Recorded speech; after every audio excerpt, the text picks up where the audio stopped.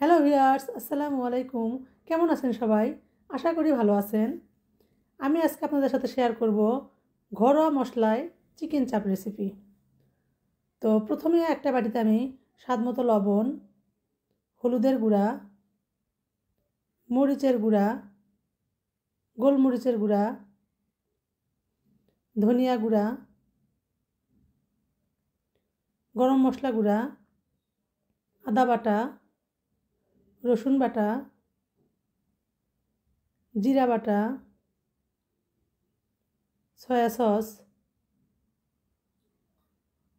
Tomato sauce,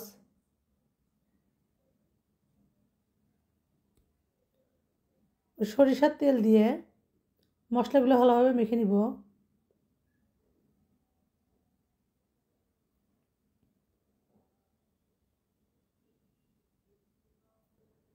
তারপর এখানে আমি 2-3 ফোঁটা ফুড কালার অ্যাড করছি, আপনারা চাইলে না দিতে পারেন।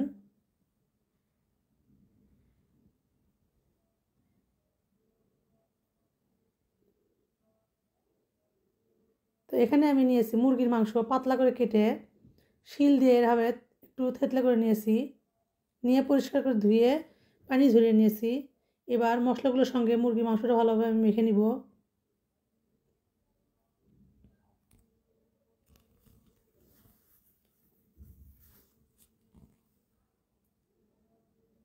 তো এবার এটা আমি ঢেকে রেখে দিব 10 মিনিট।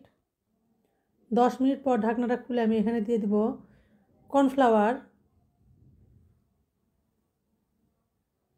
বেসন দিয়ে আবার এগুলো আমি ভালোভাবে মেখে নিব।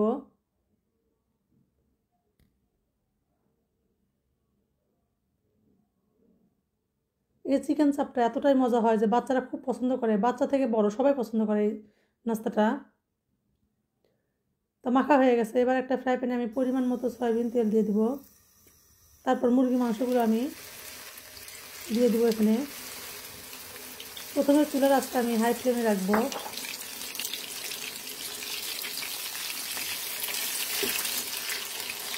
তারপর আমি চুলার আঁচটা একদম মাঝারিভাবে রাখবো। মাংসটা সিদ্ধ হওয়া পর্যন্ত রান্না করে নিব।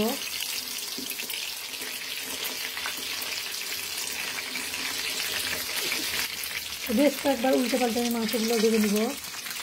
মাংসগুলো ভাজা হয়ে গেছে। এবার আমি একটা কিচেন টিস্যুর উপর উঠিয়ে নিব।